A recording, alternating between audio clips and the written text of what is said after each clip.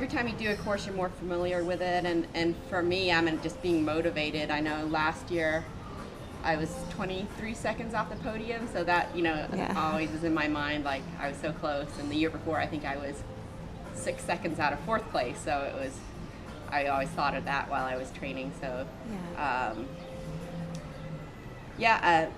I think so many of the late season XTERRA races, there's a lot of climbing, so it just all kind of go, all the training I do is good for this and the races I do.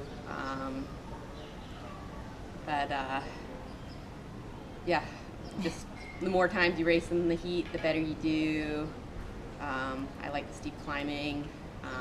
Just every year I try and think of little ways I can improve. I think I'm a lot better at running uphill this year than I have been in the past. Well, last year I was getting sick a lot during training, so I was missing big chunks of training. So that was kind of a big goal this year, to just not get sick as much and be able to train more consistently. And just kind of have more repetitive training, whether it's hill repeats or just my swimming sessions. So that's kind of been the main thing I talk about when I talk about consistency in training, and just really feeling like all the training I've done since April, May, June, July is kind of built on itself. If anything, I get more support because of it, because I think the majority of the athletes that race here are American, and it's really cool that a lot of them do want me to run, and I feel like I have a lot of conversations with people and get a lot of support and stuff like that. So I don't feel the pressure. I don't know. Like I'd love to do it. I think it's a big opportunity because the race is in the U.S. and it hasn't happened in a while. So road. Yeah, I mean, I think the rewards are pretty much every day when you're just how you get to train for it. I mean, you get to do these really awesome rides. A lot of times where I live, I can do a lot of training on my mountain bike. So it's so much fun to train for it. And then the races are pretty awesome too. I don't see it at all as being more risky than being on the road. I probably see it less risky, and I feel like I'm a pretty cautious rider, but I still feel like I can improve.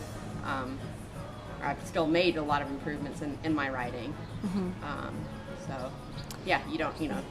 We're not going off huge jumps and like there are some courses that are pretty technical, and I like them because they can really challenge me, and they really challenge me to get better at riding. So I think there's that whole other element that's really fun to get better at, and I feel like as you get older, you can still improve those technical skills, and that's something that I look forward to. At this point, I see being a triathlete as a job, so it's, I think, like a lot of moms do. I mean, you figure out ways to work, or you're paying for daycare and stuff like that.